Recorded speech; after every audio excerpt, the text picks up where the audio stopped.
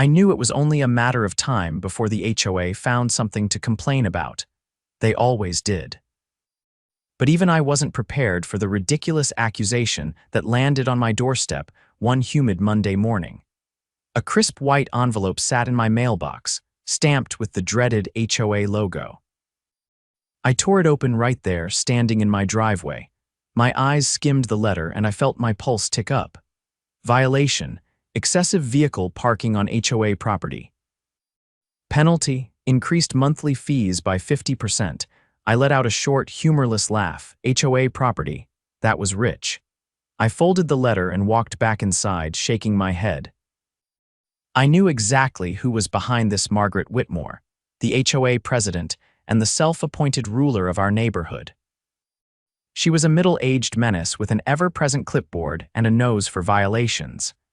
I had tangled with her before, but this was a new low. The accusation was ridiculous. Sure, I had a few cars: my pickup, my sedan, and my nephew Oliver's old classic he was restoring, but they were all parked neatly in the lot adjacent to my townhouse. A lot that, unbeknownst to Margaret, belonged to me. She must have assumed the HOA owned the parking lot, like they did the tiny park at the end of the street, but they didn't. I did. And that little detail was about to blow up in her face. For now, I played it cool. I needed proof of her overreach before I struck back. So, I did what any reasonable person would do. I went to the next HOA meeting, ready to let Margaret dig her own grave. The meeting was held in the community center, a beige building that smelled faintly of coffee and bad decisions. Margaret stood at the front, her sharp gray bob perfectly in place, her expression smug as ever. She barely glanced at me when I took a seat near the back. It wasn't long before she brought up the issue of excessive vehicles. "I've received multiple complaints," she announced, adjusting her glasses. "Certain residents are abusing community parking spaces, and it's become an eyesore. As such, we've decided to implement additional fees for those exceeding the vehicle limit." I raised a hand, my voice steady. "And who exactly are these fees being applied to?" Margaret's lips curled into a tight smile. "You, Harper." The room went silent. A few of my neighbors shifted uncomfortably. "Interesting," I said, crossing my arms. "Because last I checked, that parking lot isn't HOA property." Margaret blinked. "Of course it is."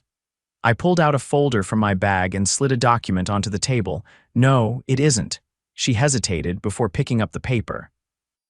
As her eyes scanned the deed, the one with my name listed as the legal owner, her face paled. I leaned forward. "You raised my fees over too many cars on land that I own." "That's extortion, Margaret." The murmurs in the room grew louder. Some people were already whispering to one another, clearly realizing just how badly Margaret had overstepped. She cleared her throat, feigning composure. I was under the impression that—" "You were under the wrong impression," I cut in. "And now we have a problem." Margaret's grip on the document tightened. She wasn't used to being challenged, and certainly not in front of an audience. "Well," she said stiffly, "we'll have to review this." "Oh, you'll do more than review it," I said, standing up. "Because if you don't rescind that fee immediately and issue a public retraction, I'll be taking legal action." Margaret's jaw clenched, but she didn't argue. She couldn't. She had been caught, and everyone in that room knew it. I walked out of the meeting with my head held high, but I had a feeling this wasn't over. Margaret wasn't the type to back down quietly. If she couldn't control me through fees, she'd find another way. She had started this fight. Now I was going to finish it. Margaret didn't waste any time. Less than 24 hours after the HOA meeting, I spotted her skulking around the parking lot, clipboard in hand, eyes scanning every inch of the pavement like she expected to find some hidden loophole that proved I was in the wrong. I stood by my truck, pretending to check my tires as I watched her from the corner of my eye. She walked the perimeter of the lot, tapping her pen against the clipboard, her lips pressed into a thin line. Then she did something that made my blood simmer. She took out her phone and started snapping pictures. That was enough for me. I stepped away from my truck and made my way toward her, keeping my expression neutral. She must have heard my footsteps, because she turned abruptly, her face rearranging itself into a saccharine smile that didn't quite reach her eyes. "Harper," she said, voice dripping with forced politeness.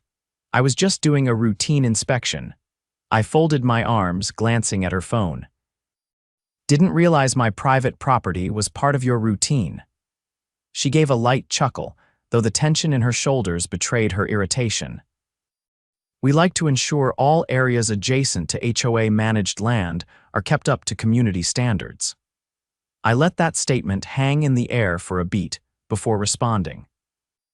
"So the HOA is now in the habit of monitoring land it doesn't own. Interesting policy."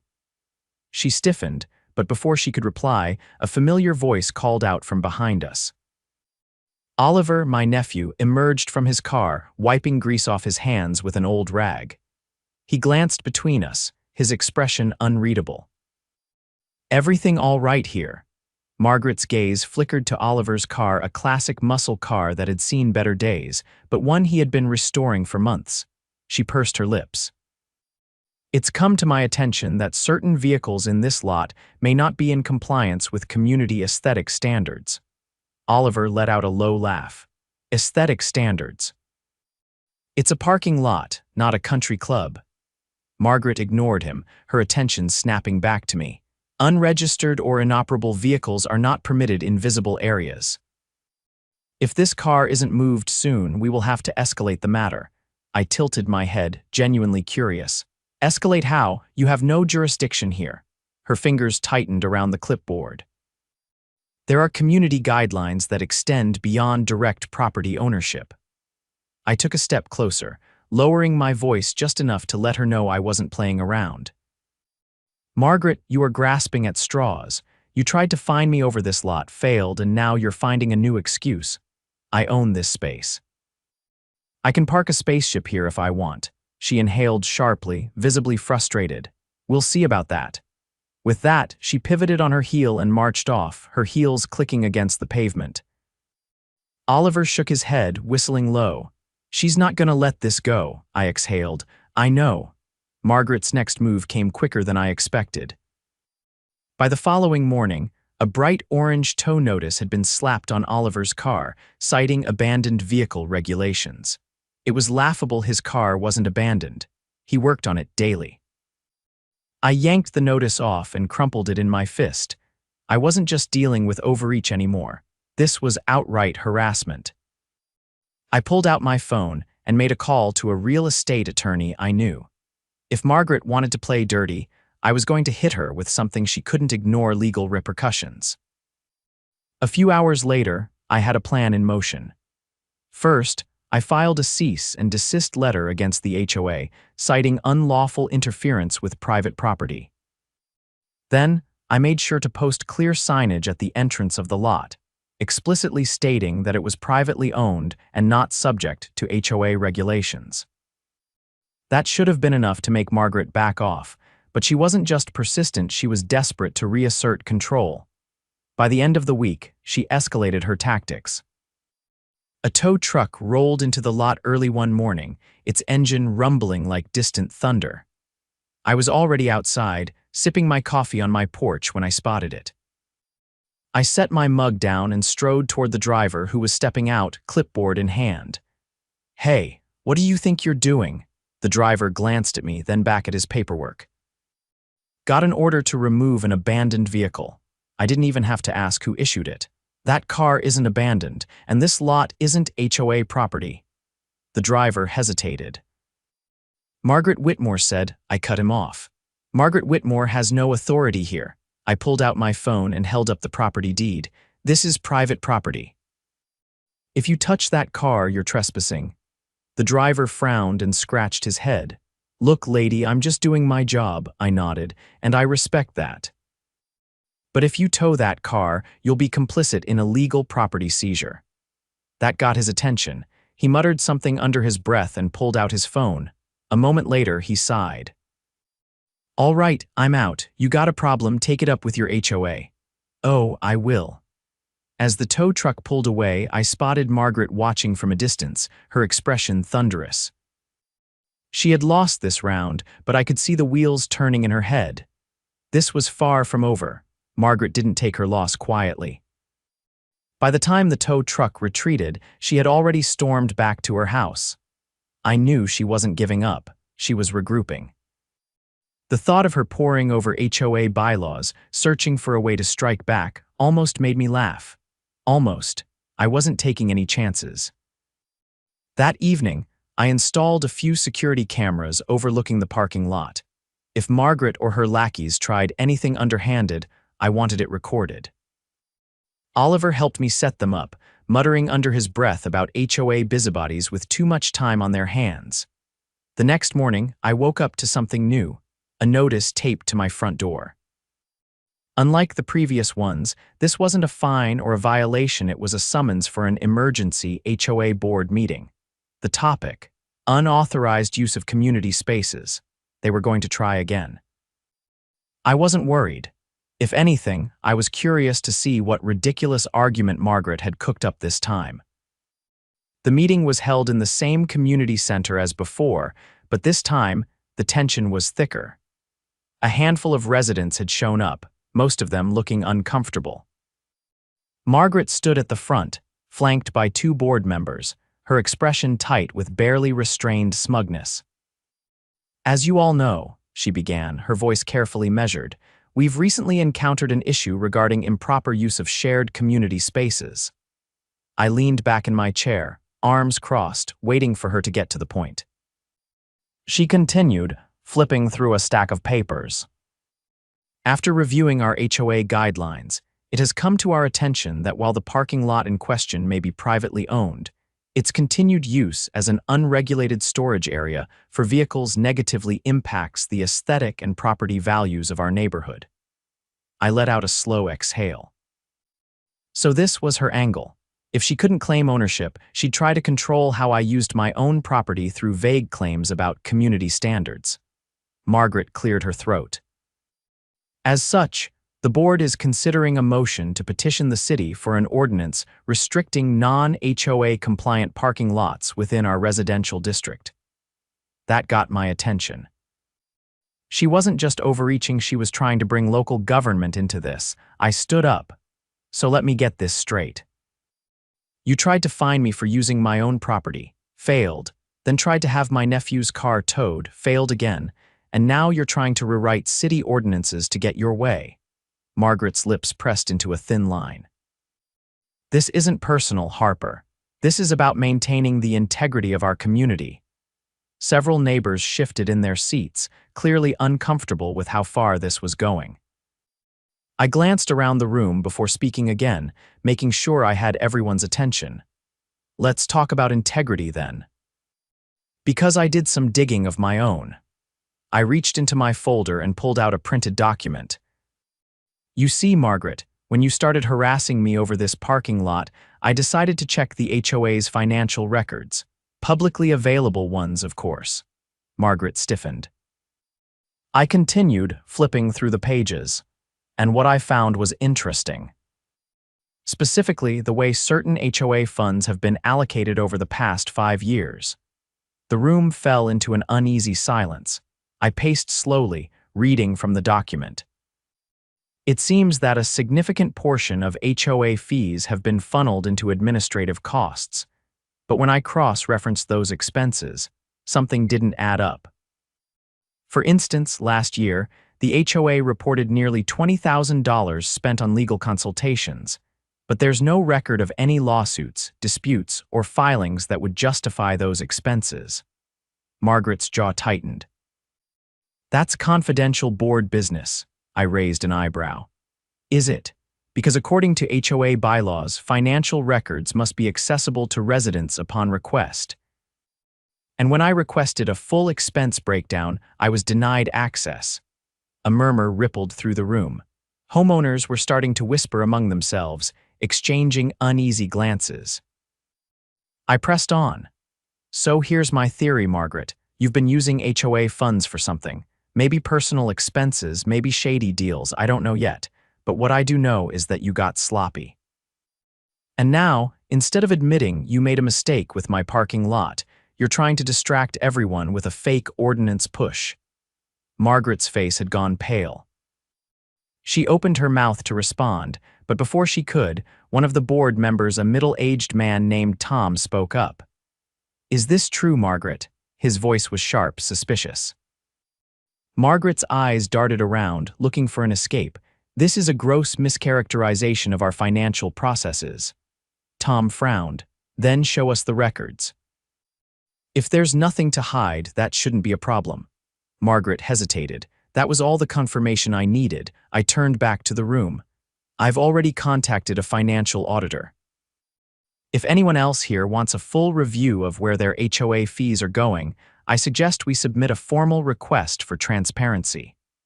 Several homeowners nodded. Some whispered in agreement. The tide was turning. Margaret looked like she wanted to strangle me, but she didn't have a move left to play. I smiled. "Now, unless there's anything else, I think we're done here." Without waiting for a response, I gathered my papers and walked out. Margaret had started this war over a parking lot. Now she had a real problem on her hands. Margaret was cornered, and she knew it. The moment I walked out of that meeting, I could feel the weight of the neighborhood shifting. The homeowners weren't just annoyed with the HOA anymore, they were suspicious. And in a community where people paid hefty fees expecting everything to be above board, suspicion was a dangerous thing. I didn't go straight home after the meeting. Instead, I stopped by Tom's house. He had been on the HOA board for years, but unlike Margaret, he wasn't power-hungry. He had seemed genuinely unsettled by what I'd uncovered. When he answered the door, he looked like he hadn't fully processed what had just happened. He motioned me inside, shutting the door quietly behind him. We sat in his small but tidy living room, the hum of an old ceiling fan the only noise between us for a moment. I wasted no time. "You knew something was off, didn't you?" I asked. Tom exhaled heavily, rubbing a hand over his face. "I suspected," he admitted. "Margaret has been controlling the financial reports for years. Every time someone asked too many questions, she dismissed it as standard administrative costs." "That's not an answer," I pointed out. Tom nodded, leaning forward. "No, it's not. And now that you've put it out in the open, she won't be able to dodge it anymore." I studied him for a moment. "You're not going to cover for her, are you?" His eyes hardened. "I have no loyalty to fraud. If she's been misusing HOA funds, I want to know just as much as you do." That was all I needed to hear. I pulled out my phone and sent him a file. "This is everything I pulled from public records. It's not a full picture, but it's enough to raise serious questions. If you can get access to the internal HOA financials, we'll know exactly what she's been hiding." Tom took his phone, scrolling through the documents.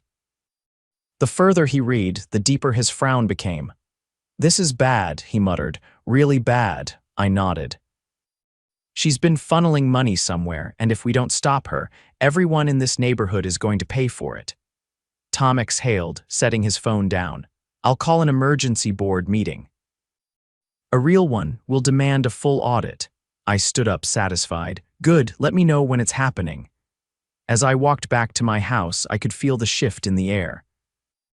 Margaret had spent years manipulating this neighborhood, but now the walls were closing in. The next few days were quiet, too quiet. Margaret didn't send any more notices, didn't try to tow Oliver's car again, didn't so much as glance in my direction when I passed her house. It was the kind of silence that only meant one thing: she was planning something. I wasn't the only one who noticed. Neighbors started stopping me in the street, asking questions, whispering about the financial discrepancies. Tom had apparently shared some of my findings, and the more people learned, the angrier they became. By the time the emergency board meeting rolled around, the community center was packed. More homeowners had shown up for this than any HOA meeting in recent memory. Tom sat at the front, looking calm but firm. Margaret, on the other hand, looked like a storm was brewing behind her carefully composed expression. Tom wasted no time. He stood up and addressed the room. "We're here today to discuss financial transparency within our HOA," he began. There are serious concerns regarding unexplained expenses, and as board members, it's our responsibility to ensure that every dollar collected from homeowners is properly accounted for. Margaret sat stiffly, her hands folded in front of her. "This is unnecessary," she said.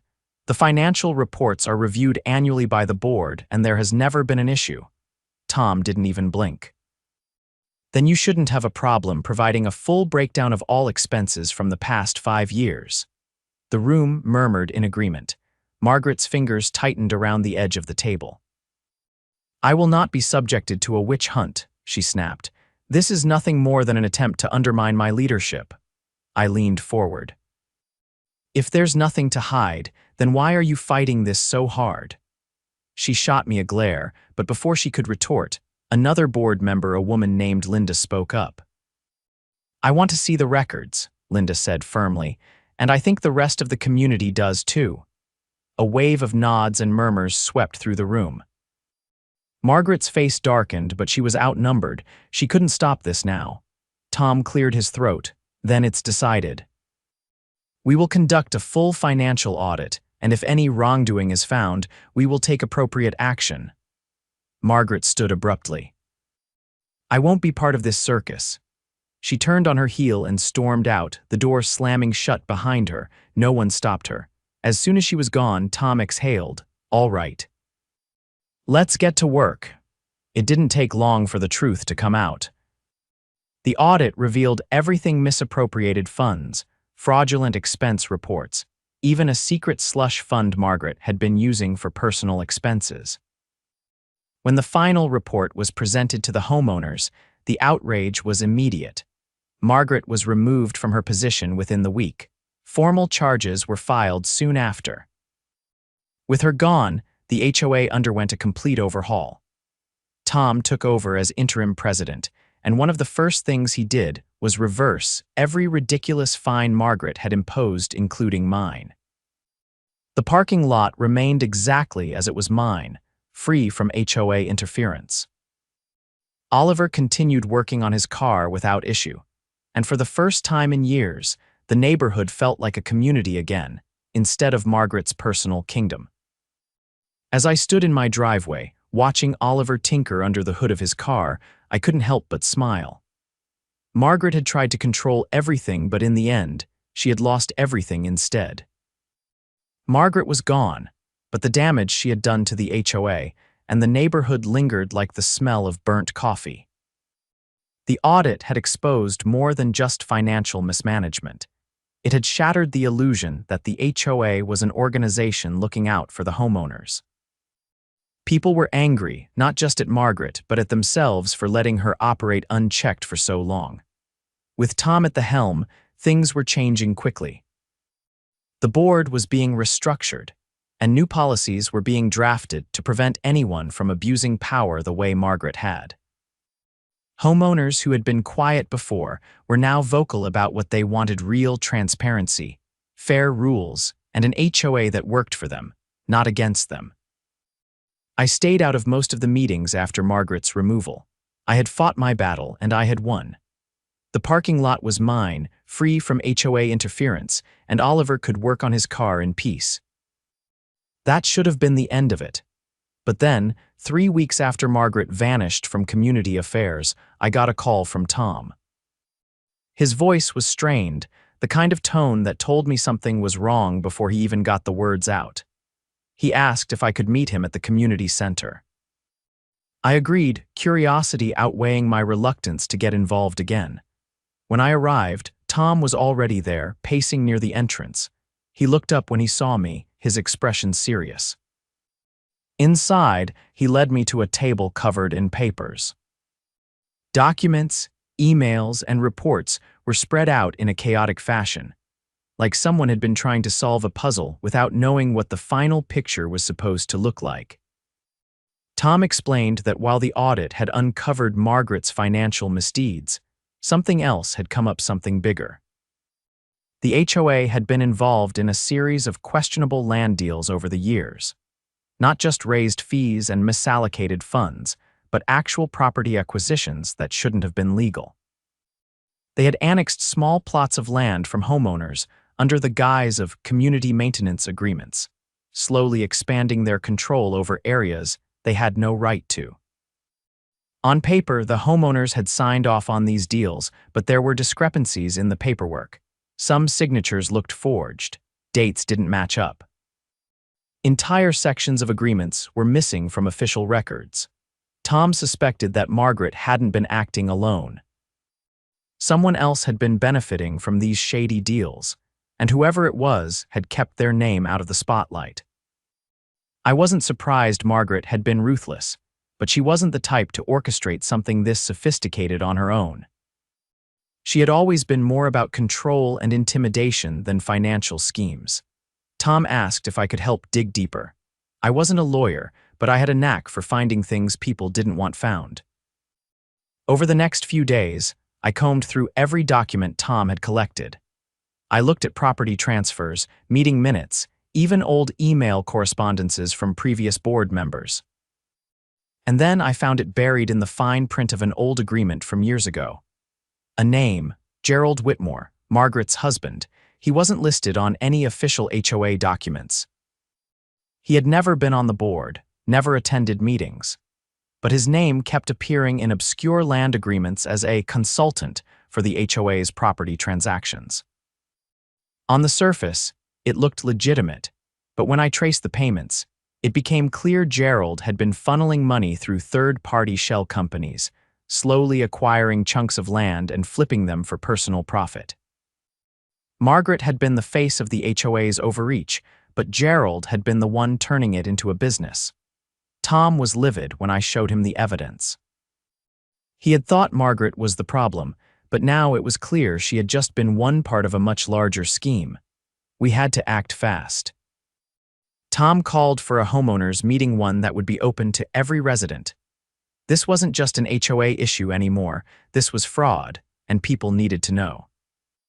The night of the meeting, the community center was packed. Word had spread quickly, and the air was thick with anticipation. Homeowners who had never cared about HOA politics before were now showing up, eager to hear the truth. Tom stood at the front, laying out everything we had found. The shady land deals, the forged signatures, the money trail that led straight to Gerald. People listened in stunned silence, the weight of the betrayal settling in like a heavy fog. Then the anger set in. Homeowners started shouting, demanding answers, asking how this had been allowed to happen for so long. Some had lost small pieces of their property to these fake agreements, never realizing they had been tricked. Tom assured them that legal action was already being prepared. The HOA would be filing a lawsuit against Gerald, and homeowners who had been affected would be able to challenge the fraudulent property transfers. Then, a voice from the back of the room cut through the chaos. Margaret. She had been sitting silently near the exit, watching everything unfold. Now she stood, her face paler than I had ever seen it.